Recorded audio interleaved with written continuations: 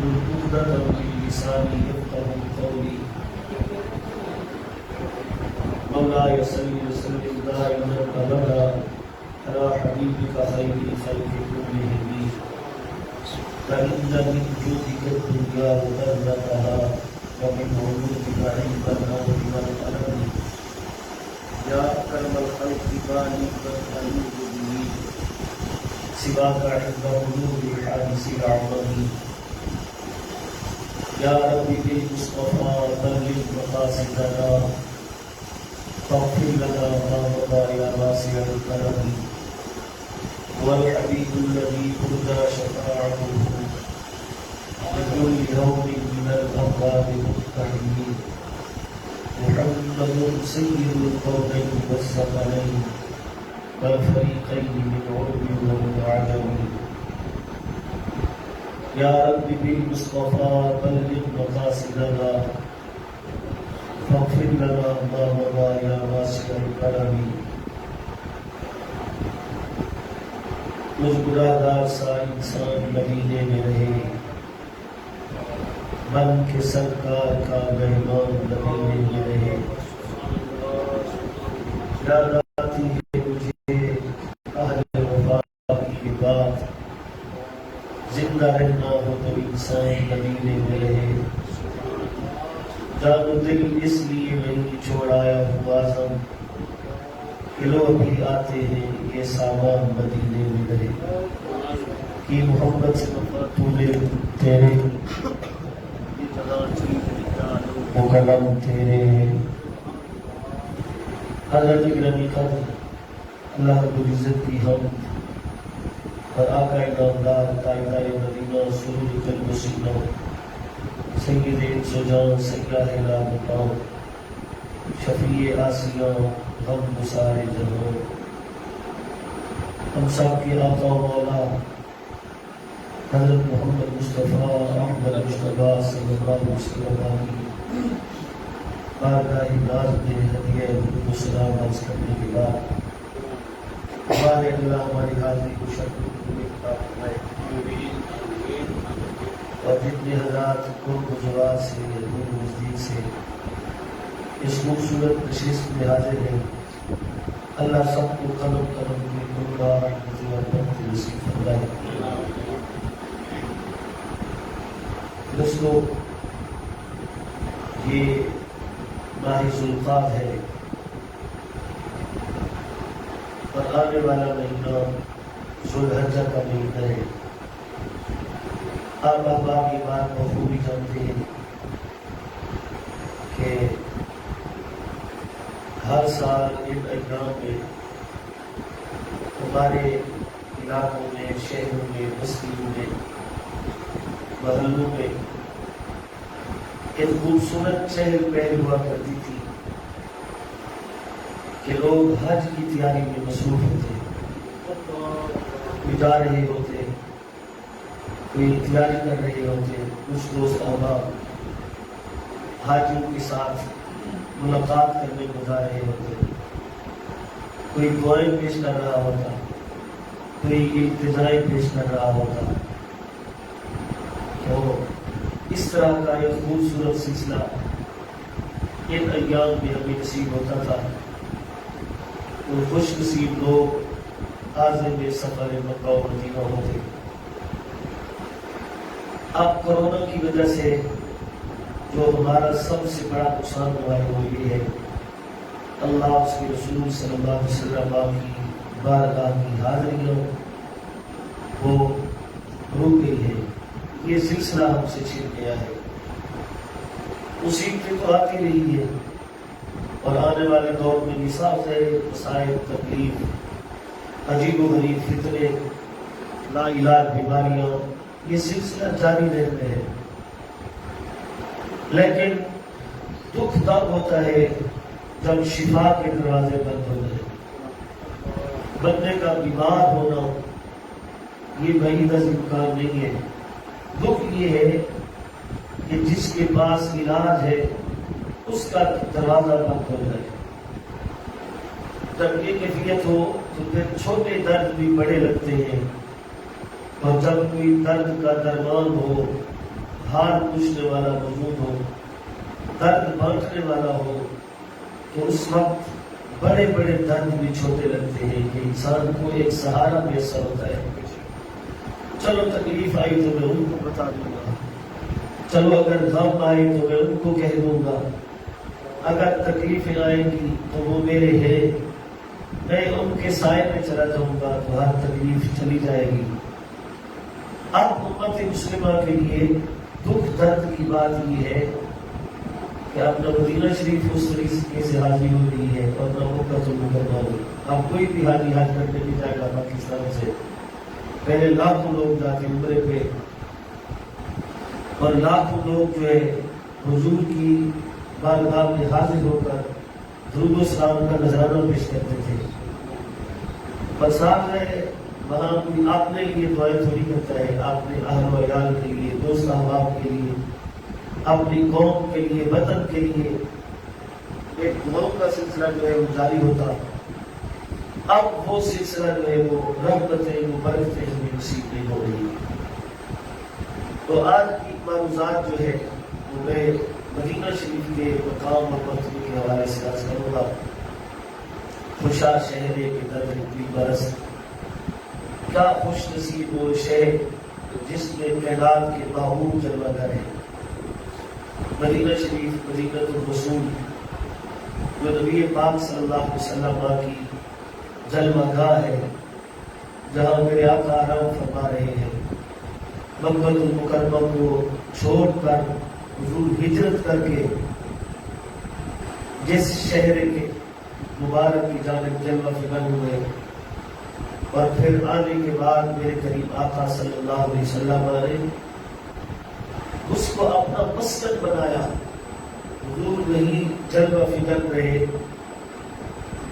ایک موقع پر جب حنین ہوئی، غزوہ حنین، حضور علیہ السلام نے یہ غزوہ حنین فتح مکہ کی بات ہوئی. نبی پاک صلی اللہ علیہ وسلم مال غنیمت تقسیم فرما رہے ہیں. تو اس وقت چونکہ مکہ المکرمہ میں جو حضور کے خاندان کے لوگ پہلے دشمن تھے، مخالف تھے، ان کی ایک بڑی تعداد مسلمان ہو چکی تھی. نبی پاک صلی اللہ علیہ وسلم نے تعریف قلب کے لیے ان کے ساتھ محبت، ان کے دلوں میں اسلام کی محبت بڑھانے کے لیے جب مال غنیمت تقسیم کیا تو مکے والوں کو آپ نے زیادہ حصہ دیا. جو مدینے کے لوگ تھے انہوں نے جب یہ منظر دیکھا کہ اب حضور کے خاندان کے لوگ مسلمان ہو گئے اور حضور علیہ السلام کی توجہ اس طرف زیادہ ہو رہی ہے، تو اہل مدینہ رونے لگے. وہ اس لیے روئے تھے کہ کہیں ایسا نہ ہو اب مکہ کے حالات سازگار ہیں، بیت اللہ ادھر ہے، ساری برکت کی جگہ ادھر ہے. اب ایسا نہ ہو کہ حضور علیہ السلام دوبارہ واپس چلے جائیں. تو اہل مدینہ کو روتا دیکھ کر رسول اللہ صلی اللہ علیہ وسلم نے فرمایا کہ کیا تم اللہ کی اس تقسیم میں راضی نہیں ہو کہ یہ مکے کے لوگ اونٹ اور بکریاں لے جائیں اور تمہارے حصے میں اللہ کا رسول آ جائے. اہل مدینہ اس بات پر خوش ہو گئے اور عرض کے یا رسول اللہ ہماری تمنا پوری ہو گئی. اور حضور صلی اللہ علیہ وسلم نے اپنی تربت اطہر اپنے مرفت کے لیے جس جگہ کو پسند فرمایا وہ مدینہ شریف ہے، آپ جانتے ہیں. اور مدینہ شریف کے حوالے سے پہلے یہ سب تھا. جب نبی پاک صلی اللہ علیہ وسلم نے فکر ہوئے تو اس کا نام مدینہ رکھا. اس کا نام طیبہ بھی ہے، کعبہ بھی ہے، طیبہ بھی ہے، اور بھی اس کے بہت سارے نام ہیں. یہ صرف اس کو اس لیے کہا جاتا کہ یہاں جو بندہ آتا وہ بیمار ہو جاتا. اس کی آپ کو ہوا ایسے تھے، جو باہر سے لوگ آتے بیمار ہو جاتے. یہاں تک کہ جب حضور صلی اللہ علیہ وسلم ہجرت کر کے وہاں پہنچے تو حضور کے صحابہ کثرت سے بیمار ہو گئے، بخار ہو گیا. تو حضور صلی اللہ علیہ وسلم نے دعا فرمائی کہ اے اللہ مدینے کی فضا ہمارے لیے سازگار بنا. تو تب سے لے کر قیامت تک اب پہلے یہ ہوتا تھا حضور کی تشریف آوری سے پہلے جو تندرست جاتا تھا بیمار ہو جاتا تھا، جب سے حضور نے دعا فرمائی اب کائنات کے سارے بیمار جب مدینے میں جائیں گے تو ٹھیک ہو جائیں گے۔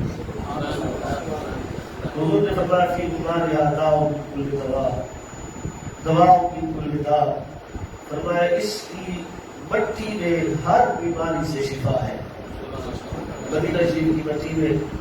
اور دیکھیے ہم کون ہیں، خود رسول اللہ صلی اللہ علیہ وسلم کا قابل مبارک دیکھیے کہ آقا انعامدار صلی اللہ علیہ وسلم آپ باہر سے واپس آئے مدینہ شریف، دوپہر کا وقت تھا، تو حضور صلی اللہ علیہ وسلم کا یہ طریقہ تھا کہ جب آپ مدینہ شریف داخل ہوتے تو سب سے پہلے حضرت بی بی فاطمہ الزہرا سلام اللہ علیہا کے گھر جاتے،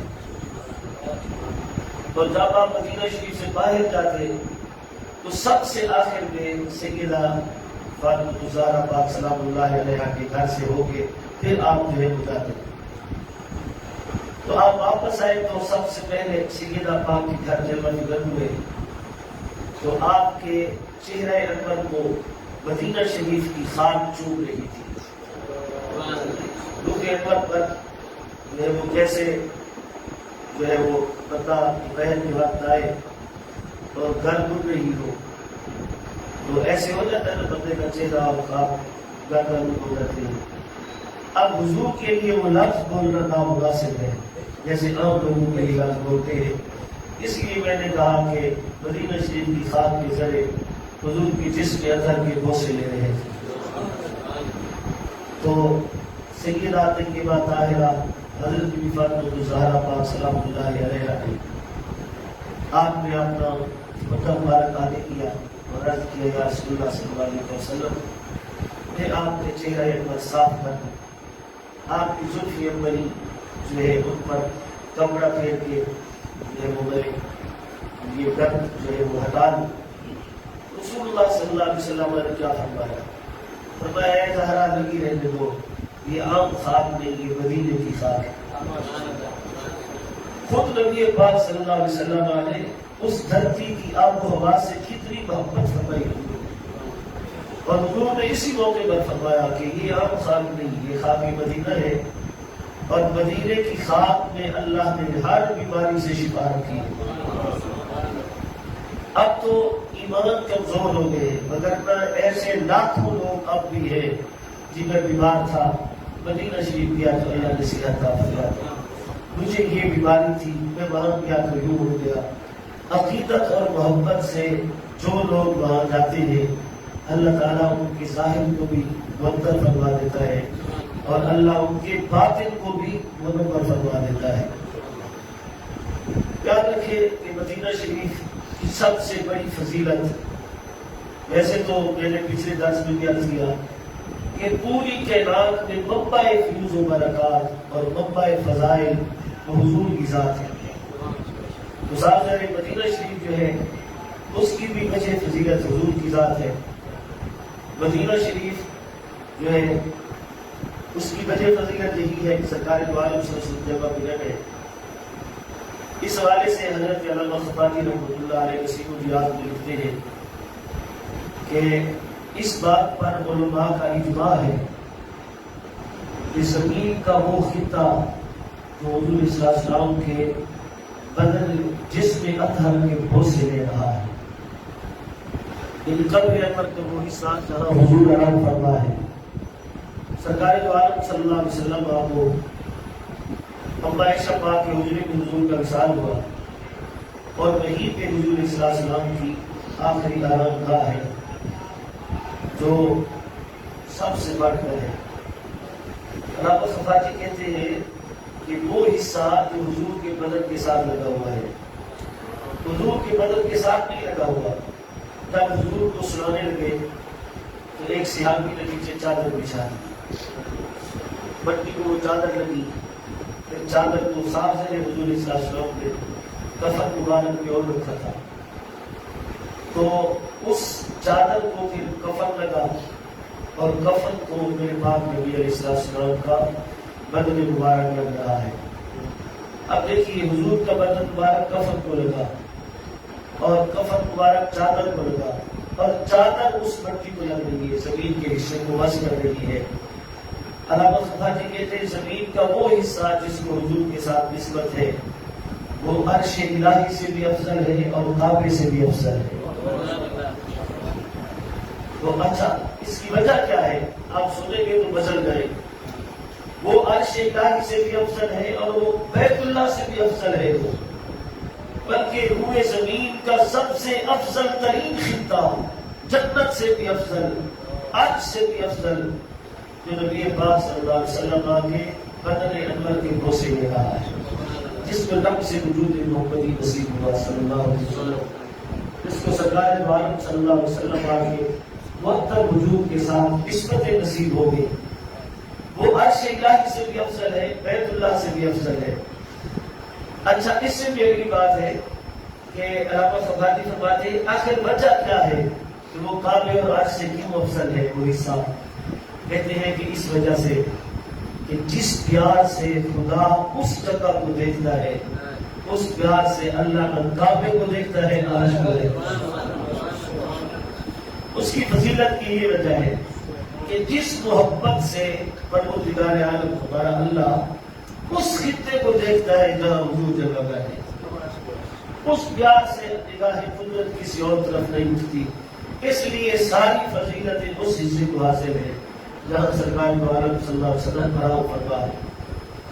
صاحب مدینے کی آب و ہوا، مدینے کی خطے، مدینے کی سرزمین، اس میں کتنے حصے ہوں گے جنہیں حضور کے بدن کو چوما ہوگا، کتنی جگہ ہوں گی جہاں حضور بیٹھے ہوں گے، کتنی جگہ ہوں گی درختوں کے نیچے حضور نے آرام فرمایا ہوگا، کتنے مقامات ہوں گے جہاں سرکار دو عالم صلی اللہ علیہ وسلم ٹھہرے ہوں گے، کتنی جگہ ہوں گی جہاں رسول اللہ صلی اللہ علیہ وسلم نے صحابہ کے ساتھ بیٹھ کر میٹنگ کی ہوگی، اجلاس کیا ہوگا، حضور علیہ السلام نے خوشخبریاں فرمائی ہوں گی، کتنے گھر ہوں گے صحابہ کے جن کے گھر میں حضور جاتے ہوں گے اور صحابہ حضور علیہ السلام کو بلاتے ہوں گے، کتنے مقامات ہوں گے کہ بیٹھے بیٹھے حضور پر وحی نازل ہوئی ہوگی، نبی پاک صلی اللہ علیہ وسلم پر قرآن اترا ہوگا۔ تو جس طرح حضور علیہ السلام کی تربت ہے، اندر کی فضیلت ہے، اس طرح سارے مدینے کی فضیلت ہے۔ دوسری بات تو اس کی فضائل تو بہت سارے ہیں، لیکن ہمارے لیے جو خاص بات ہے وہ یہ ہے کہ اللہ تعالیٰ نے قرآن مجید میں فرمایا۔ اب اس آیت کو آپ سنتے رہتے ہیں، اس میں توجہ سے سنیں۔ اللہ فرماتے ہیں وَلَوْ أَنَّهُمْ إِذْ ظَلَمُوا أَنفُسَهُمْ، فرمایا اے محبوب اگر بے شک یہ آپ کے امتی اپنی جانوں پر ظلم کر بیٹھے، اپنی جانوں پر ظلم کر بیٹھے، مطلب کیا ہے؟ بڑے بڑے گناہ ان سے سرزد ہو گئے، چھوٹے گناہ نہیں، بڑے بڑے گناہ۔ اور یہ بات جو ہے بڑی بات لوگوں کو چبھتی ہے کہ تم لوگوں کو امید دلاتے ہو۔ تو دیکھیے ہم کون امید ہوتے ہیں، کون امید دلانے والے ہیں؟ تو اللہ نے قرآن مجید میں فرمایا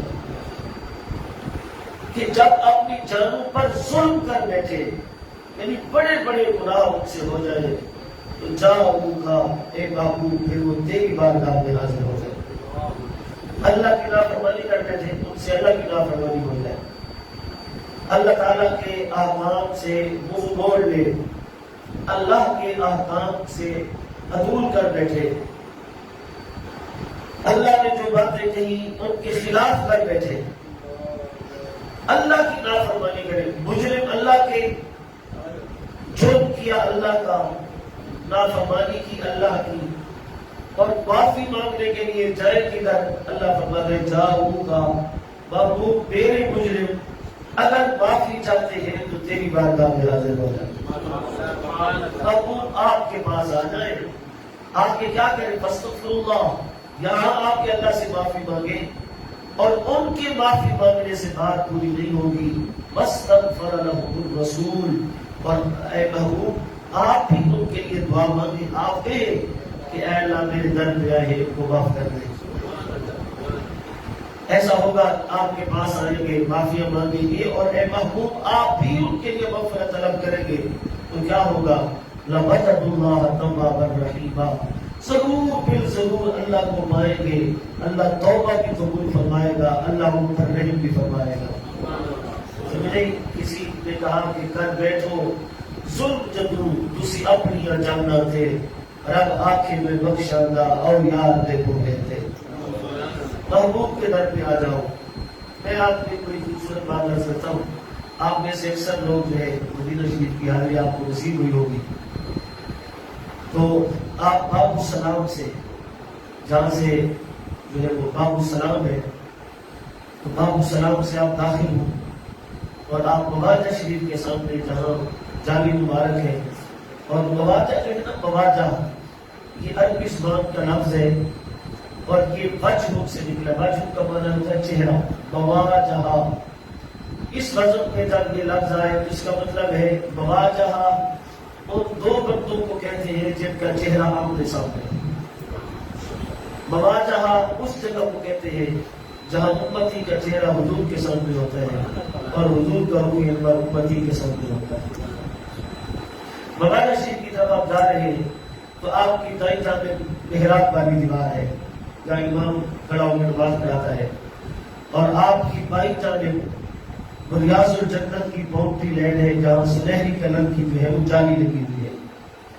اب مواجہ شریف پر پہنچنے سے پہلے قبلہ صاحب وہاں جو باؤنڈری ہے یعنی ریاض الجنت کی محراب النبی بھی ہے.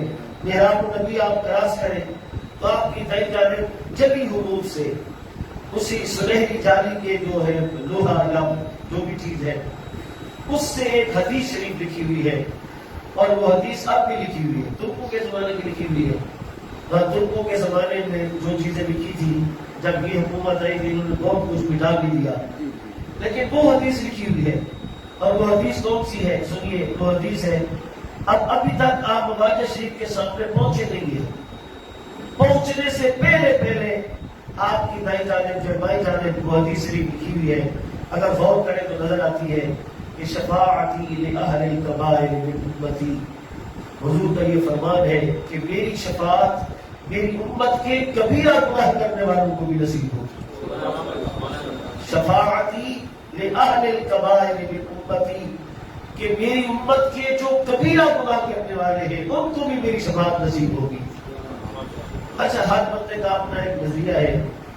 امتی جا رہا ہے سلام کرنے, ابھی تک حضور کے چہرہ انور کے سامنے پہنچا نہیں ہے. پہلے اس کو کہا جا رہا ہے شفاعتی لأہل الکبائر من امتی. ابھی حضور کے در پہ حاضر نہیں ہوا, ابھی سلام کرنا ہے اس نے, ابھی مقام مخصوص تک اس نے پہنچنا ہے, نہیں پہنچا.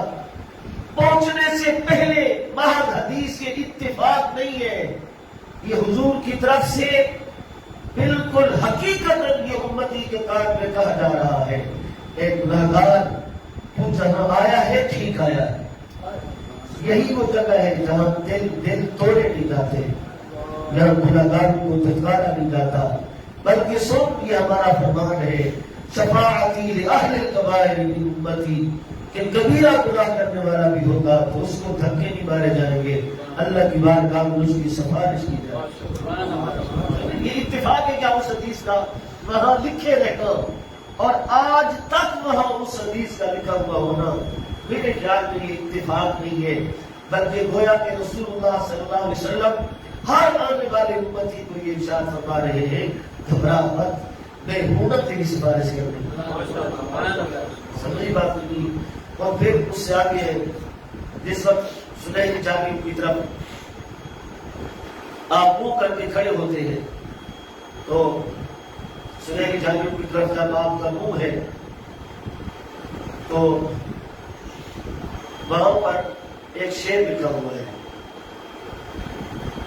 وہ شعر اس کی بھی ایک حقیقت ہے کہ سرکار دو عالم صلی اللہ علیہ وسلم کی وصال کے بعد ایک دیہاتی شخص تھا عرب کا, وہ قرآن پڑھ رہا تھا.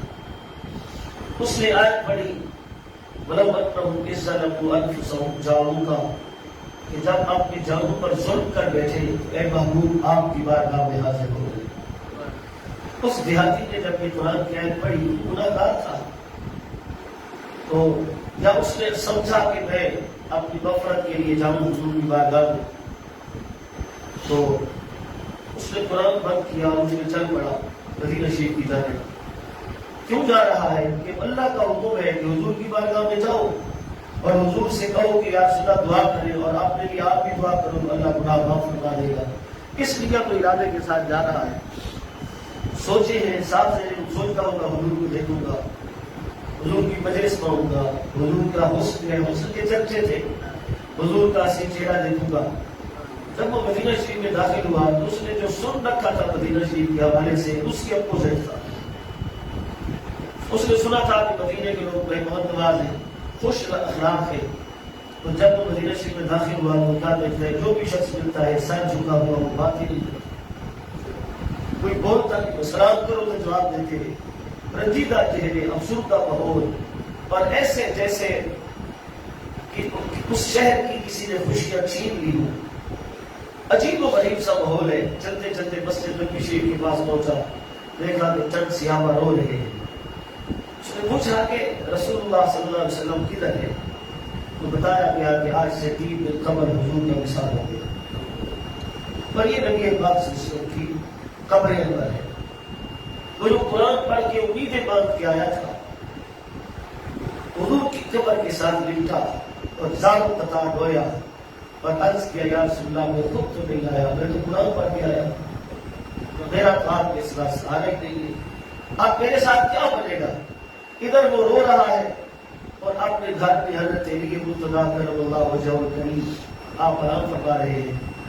حضور صلی اللہ علیہ وسلم نے خواب میں حضرت علی پاک کو فرمایا کہ جو رو رہا ہے دیہاتی، اس کو آ کے کہہ دو کہ اللہ نے تیری بخشش فرما دی، تیرے گناہ معاف ہو گئے ہیں۔ اچھا، حضرت علی پاک آئے اور اس کو کہا کہ کیا پریشان نہ ہو، رسول اللہ صلی اللہ علیہ وسلم نے فرمایا ہے جس نیت سے آیا تھا پوری ہوگی، تیرے گناہ معاف ہو گئے۔ اس نے حضور کی شان میں ایک نعت لکھی، جب آپ جالیوں کے سامنے منہ کر کے کھڑے ہوتے ہیں، اس نعت کا ایک شعر آج بھی وہاں لکھا ہوا ہے۔ وہ شعر کون سا ہے؟ اس نے کہا، نفس الفداء لقبر انت ساکن، کہا یا رسول اللہ میری جان قربان ہو جائے اس قبر پر جس میں آپ آرام فرما ہے۔ آپ لفظوں پہ غور کیجیے تو بڑی بڑی باتیں اس میں ہے۔ نفس الفداء، نفسی منا میری جان، فدا کا منا قربان ہو جائے، لقبر اس قبر پر انت ساکن ہو جس میں آپ ساکن ہیں، جس میں آپ بولیے آپ ساکن ہیں، آپ ساکن۔ میں ساکن کا ترجمہ نہیں کر رہا، جان پوچھ کر کسی کی آپ کو بات سمجھانا چاہتا ہوں۔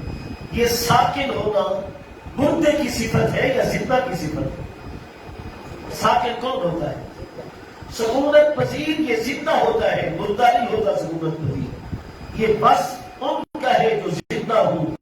اس نے عرض کیا، یا رسول اللہ صلی اللہ علیہ وسلم میں کیسے مانوں کہ آپ جیسے دوسرے لوگ کہتے ہیں، آپ تو زندہ جانور ہے کہ میری التجا کو سنا بھی ہے اور میری التجا کو آپ نے پورا بھی کروا دیا۔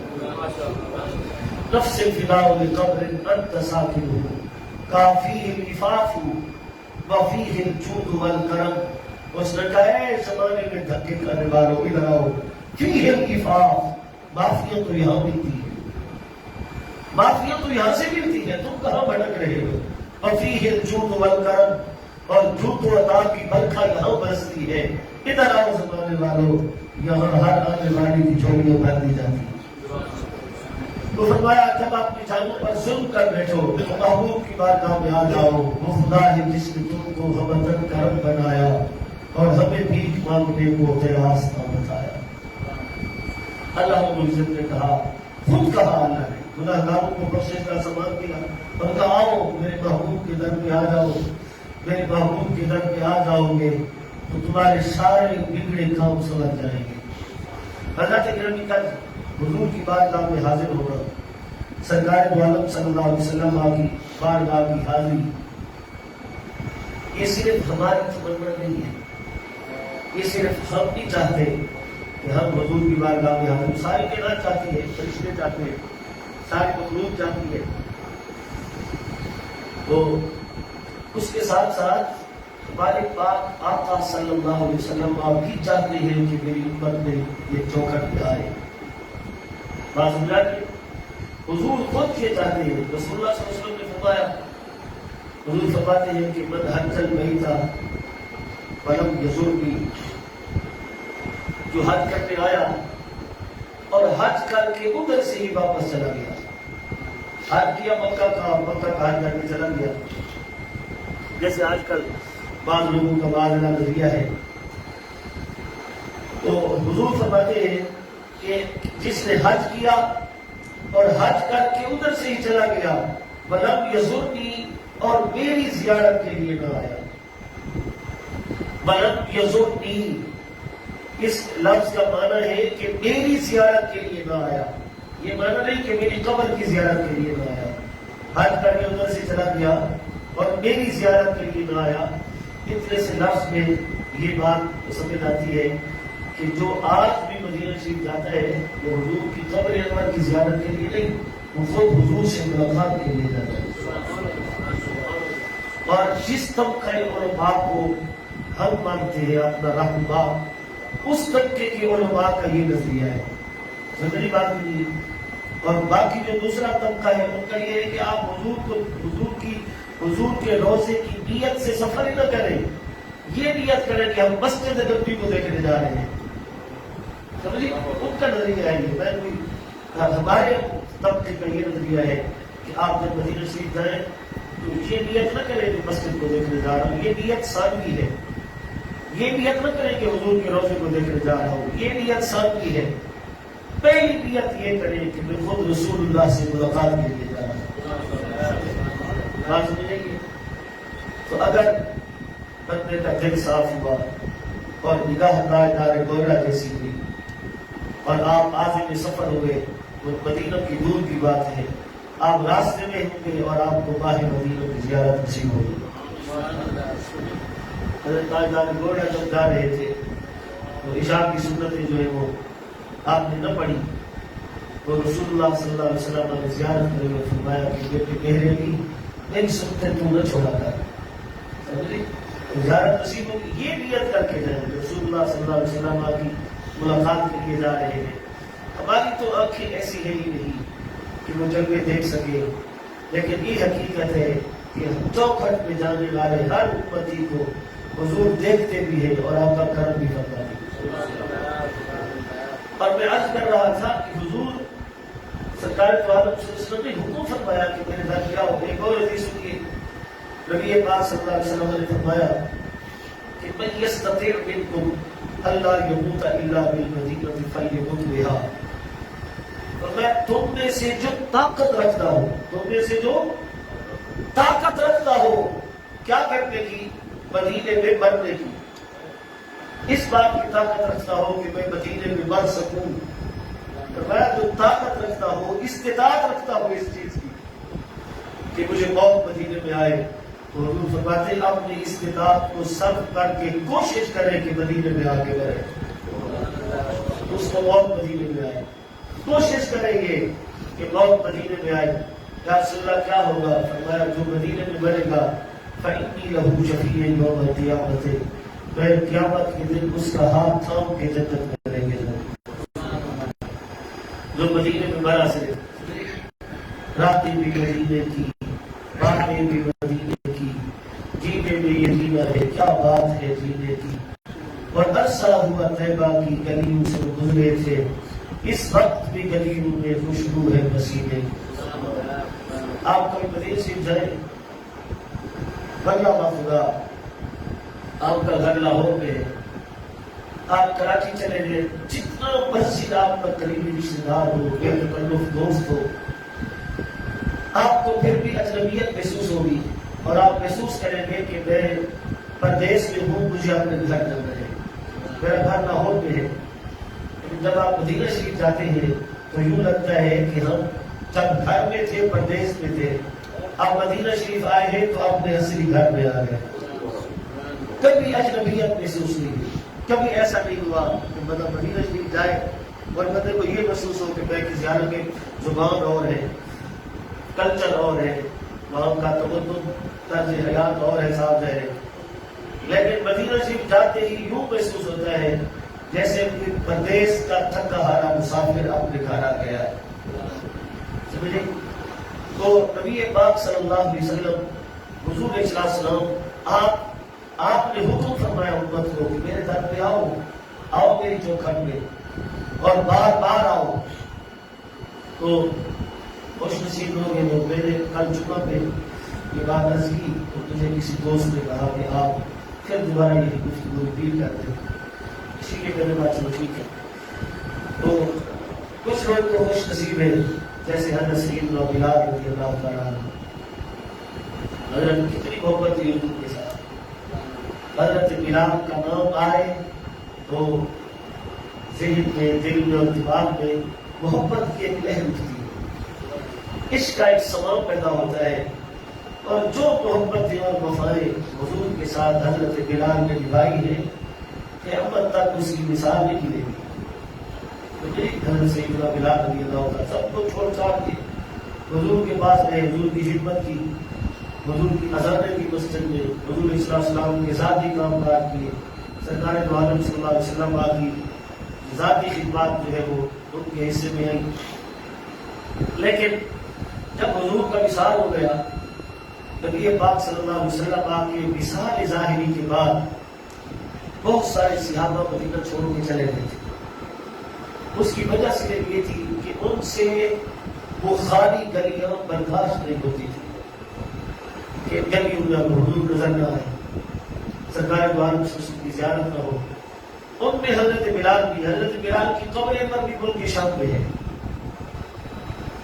اللہ اکبر. آپ بھی مدینہ شریف چھوڑ کے ملک شام چلے گئے. حضرت صدیق اکبر پاک کا دور گزر گیا, حضرت سیدنا فاروق اعظم کا دور آیا. تو حضور صلی اللہ علیہ وسلم نے حضرت بلال کو خواب میں زیارت کروائی, اور زیارت کروا کے پتہ کیا کہا حضور نے؟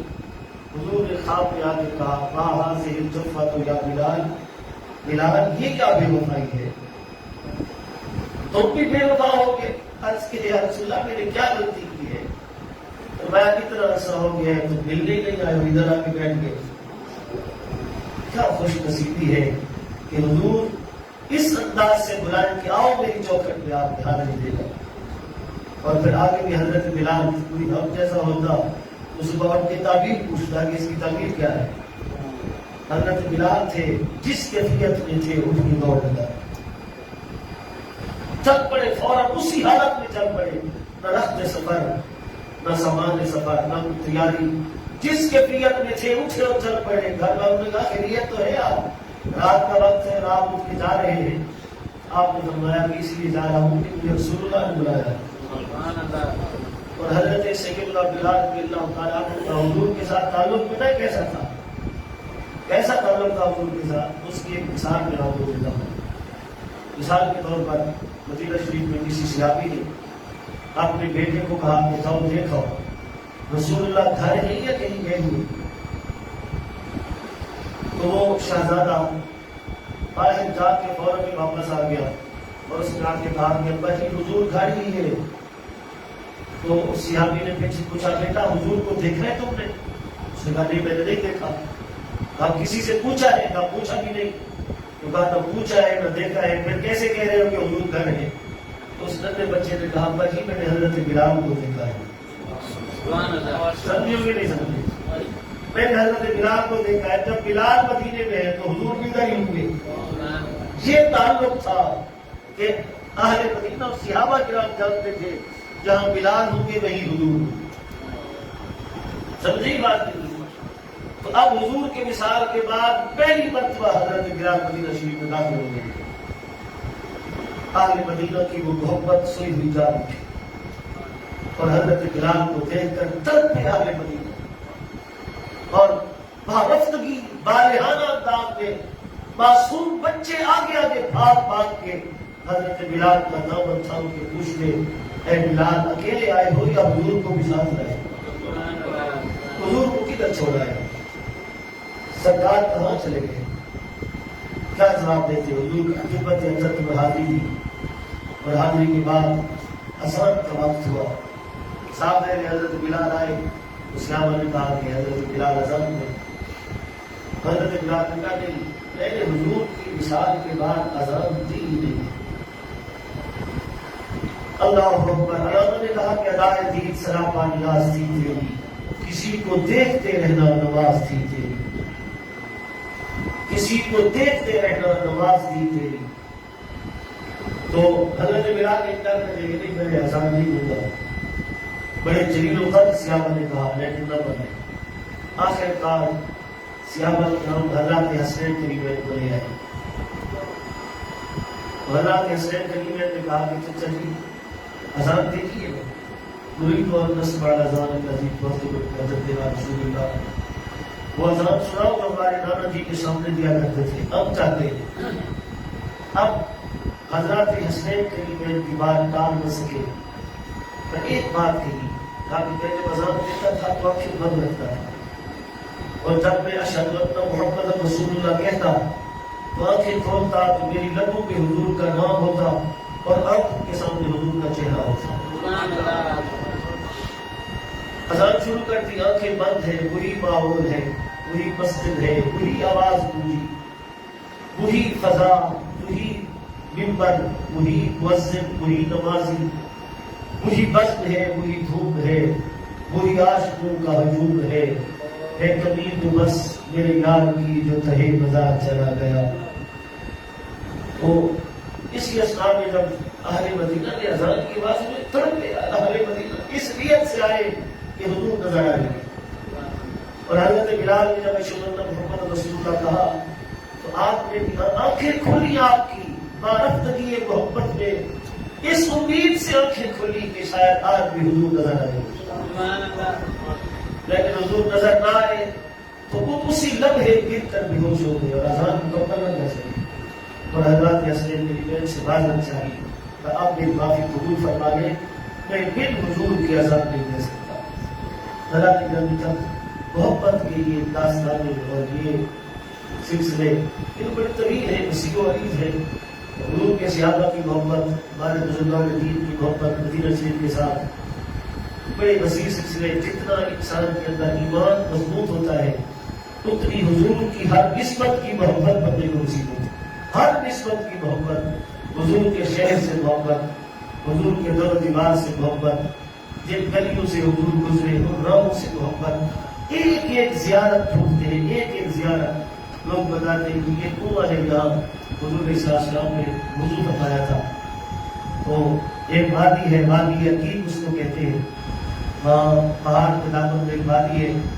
مجھے ایک ساتھی رہے کہ انہوں نے کہا کہ یہ وہ جگہ ہے جہاں نبی پاک صلی اللہ علیہ وسلم نے کلی فرمائی اور کلی فرما کے پانی اس کے اندر ڈال دیا تھا. ایک ایک نقش پا, ایک ایک نسبت جو ہے اہل محبت آج بھی دکھتے ہیں اور وہاں جا کے وہ خوشبوئیں, وہ لذتیں محسوس کرتے ہیں کہ ہمارے آقا مولا صلی اللہ علیہ وسلم کے ساتھ یہ چیزیں منسوب ہیں. تو یہ باتیں کرنے کا مقصد یہ ہے کہ ہمارے ذہن میں حضور کی محبت پیدا ہو. یہ مقصد ہے. باقی مسئلہ ہے نوجوان ہے خاص طور پر. اگر آپ کو پتہ ہے کہ مسلمانوں کے دلوں سے حضور کی محبت کو ختم کیا جا رہا ہے. طرح طرح کے علماء تیار کر کے وہ بٹھائے گئے جو ایسی گفتگو کرتے ہیں جو دل کو جلا کے بند کر دیتی ہیں. ایسی ایسی ناگانی قسم کی تحقیقیں. تو اب ضرورت ہے اس عمر کی کہ حضور علیہ السلام کی محبت کے جو ذرے اہل ایمان کے دلوں میں بچ گئے ہیں ہم پر پہرے دیے. ہم حضور علیہ السلام سے غیر مشروط اور نامحدود محبت کریں گے تو ہمارا ایمان بچے گا. ہم نے تحقیقیں شکل کے نہیں کرنی کہ فلاں کی یہ تحقیق ہے, سوشل میڈیا پہ فلاں ایسے کہہ رہا ہے, ایسے کہہ رہا ہے. ہم نے تو یہ کہنا ہے کہ انہیں جانا, انہیں مانگا, نہ رکھا غیر سے کام, للہ الحمد کہ وہ دنیا سے مسلمان گیا. حضرت نبی صلی اللہ علیہ وسلم دعا ہے کہ اللہ تعالیٰ ہمارے اس مقصد کو پورا فرمائے اور اللہ ہمارے دلوں میں رسول اللہ صلی اللہ علیہ وسلم کی محبت کو فضول فرمائے اور زیادہ بنا دے. آمین و علیہ اللہ. اللهم صل على سيدنا محمد وعلى آل سيدنا محمد وسلم. پروردگار عالم کی فیصلہ قبول و منظور فرما. اے اللہ احباب کا دور سے نزدیک سے جتنے احباب چل کے آئے قدم قدم پہ رحمت برکت عطا فرما. اے اللہ امانت قبول فرما اور اس بزم کو سجانا قبول فرما. میرے مالک علم نظر اس سلسلہ درس کو اپنی بارگاہ میں قبول فرما اور اس میں اپنی بارگاہ سے خاص برکتیں عطا فرما۔ جو بارگاہ میں اتنے قدم سکتے اس کے انعقاد میں اپنی محبتیں پیش کرتے ہیں، ان کی محبت نافذ قبول فرما۔ پروردگار عالم، اور اس کا اولی مقصد جو ہے وہ یہی ہے کہ ہمارے دلوں میں حضور کی محبت پیدا ہو جائے۔ اے اللہ، تجھے تیری شان قریبی کا واسطہ ہمارے اجڑے دلوں کو حضور کی محبت سے آباد فرما۔ اے اللہ، حضور کے ہجر میں تڑپنے والا دل عطا فرما، حضور کی جدائی میں رونے والی آنکھ عطا فرما۔ اے اللہ، عشق و محبت کے جو سمندر صحابہ کرام کے قلوب میں موجود تھے اس کا عکس جمیل ہمیں نصیب فرما۔ اے اللہ، حضور کی محبت میں غرق ہو کر حضور کی اتباع نصیب فرما، حضور کی کامل اتباع نصیب فرما۔ ہمیں زندگی کا ہر کام حضور علیہ السلام کے بتائے ہوئے طریقے کے مطابق کرنے کی توفیق عطا فرما۔ اے اللہ، قرآن مجید سے محبت عطا فرما، قرآن مجید پڑھنے کی توفیق دے، قرآن مجید سمجھنے کی توفیق دے، پڑھ کر سمجھ کر عمل کرنے کی توفیق عطا فرما۔ اے اللہ، ہمارا ٹوٹا ہوا تعلق قرآن مجید سے بحال فرما۔ اے اللہ، ہمیں قرآن مجید ہماری حبیب کی محبت عطا فرما، تلاوت عطا فرما، قرآن کا نور عطا فرما، قرآن کی معرفت عطا فرما، اپنی بندگی کی نصرتوں سے شناشائی عطا فرما۔ پروردگار عالم، جتنے احباب تشریف فرما ہے سب کے دل کے لیے مرادیں پورے فرما، سب کے گھر کو رشک جنت بنا، تمام ضروریات کو اپنے فضل ماہ سے پورا فرما۔ اے اللہ، جو بیمار ہیں ان کو صحت کاملہ اجر نافع مستمر عطا فرما، جو مقروض ہیں ان کو بارک السداد عطا فرما۔ اے اللہ، جو رزق میں کمی کا شکار ہے ان کو وافر سیارہ عطا فرما۔ اے اللہ، جو طالب علم حالت سفر میں علم دین حاصل کرنے میں کوشاں ہے، اے اللہ کو کامیابی عطا فرما اور ان کی مشکلات کو آسان فرما۔ جو بے اولاد ہیں ان کو صالح اولاد عطا فرما، جن جن کو اولاد دی ہے سب کی اولاد کو اپنے والدین کا منتظر فرما بردار بنا۔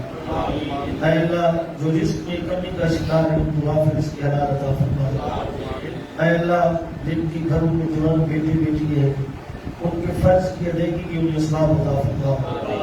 اے اللہ، جن کی بیٹیاں شادی کے بعد اپنے گھروں میں پریشان ہیں اللہ ان کو خیر آبادیاں نصیب فرما۔ اے اللہ، جن کی بیٹیوں کی اولاد نہیں ہے ان کو بھی اولاد عطا فرما۔ اے اللہ، جن کے گھروں میں لڑائیاں جھگڑے فتنے فسادات پیدا ہوئے ہیں وہاں پیار محبت امن استحکام عطا فرما۔ پروردگار عالم، ہم سب کو مدینہ المنورہ مکہ مکرمہ کی بار بار بادل حاضری نصیب فرما۔ پروردگار عالم، حضور کی نسبتوں کا احترام نصیب فرما، ادب نصیب فرما۔ اللہ، ہر بے ادب سے ہمیں محفوظ فرما، بے ادبی سے محفوظ فرما۔ پروردگار عالم، جتنے لوگ رسول اللہ صلی اللہ علیہ وسلم، اولیاء اعظام، اہل بیت اطہار، اصحاب رسول صلی اللہ علیہ وسلم ان کا احترام نہیں کرتے، ہمیں ان سے بچا کے رکھ۔ اے اللہ، ہمیں نبی پاک صلی اللہ علیہ وسلم کی محبت و ادب نصیب فرما، حضور کے صحابہ کا، اہل بیت کا، اولیاء اعظام کا احترام نصیب فرما۔ خصوصی بات ہے گزشتہ دنوں ہمارے قلب میں دھماکہ ہوا، جو لوگ شہید ہوئے اللہ ان کی درجات بلند فرما، جو زخمی ہیں ان کو صحت تندرستی عطا فرما۔ بہت سارے احباب جن کے گھر اجڑ گئے، نقصان ہو گیا کافی، اے اللہ اس نقصان کو اپنے فضل ماہ سے پورا فرما۔ پروردگار عالم، جتنے احباب اس سلسلہ درس سے محبت کرتے ہیں اللہ ان کی دین دنیا کو آباد فرما۔ بہت سارے احباب جو دعاؤں کے لیے کہتے رہتے ہیں یا کہنا چاہتے تھے نہیں کہہ سکے، اللہ ان کے مقاصد حسنہ کو پورا فرما۔ اے اللہ، ہمیں ہر کسی کی مشکلات سے محفوظ فرما۔ اے اللہ، ہمیں پرسکون زندگی عطا فرما۔ اللہ، ہمیں اور ہمارے نسل کو نمازی بنا، ہر گناہ سے بچنے کی توفیق عطا فرما۔ اے اللہ، جتنے احباب دست طلب دراز کیے ہوئے ہیں سب کے دل کے نیک ارادے پورے فرما اور ان نیک لوگوں کے سب کے نصیحتات کے احباب کی طرف فرما۔ پروردگار عالم، خلوص و باللہ کی تشریف فرما، ہمارے اساتذہ مشائخ ہمارے دین کی درجات بلند فرما۔ اللہم ارزقنا شفاعت حبیبک و رحمت حبیبک اللهم ارزقنا زيارة حبيبك وزيارة روضة حبيبك. اللهم أبتنا في بلد حبيبك. صلى الله تعالى على رسوله خير خلقه سيدنا محمد وعلى آله وصحبه أجمعين برحمته.